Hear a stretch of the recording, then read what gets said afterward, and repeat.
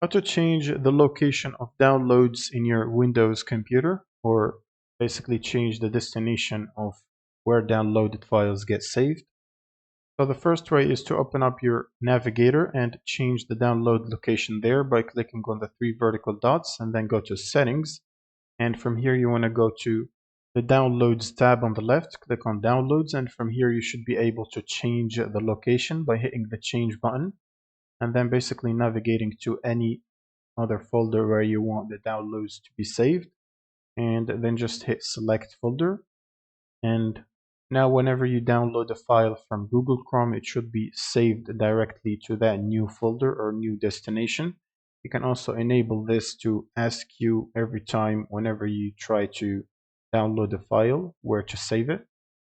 And the second way to change the location or the destination is to open up your documents or your file explorer and then click on the downloads folder right here on the left side. Right click on it and then open up the properties window, and from here you should click on the location tab, which is on the top right here. And in this box you can basically change the path of the new downloads folder.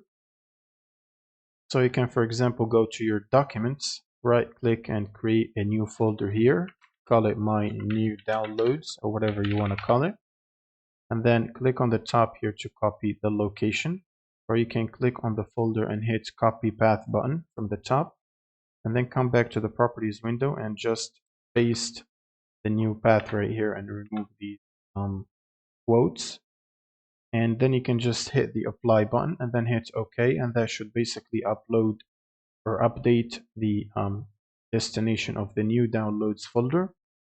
And that's pretty much it. Subscribe if you find this helpful, and see you on the next one.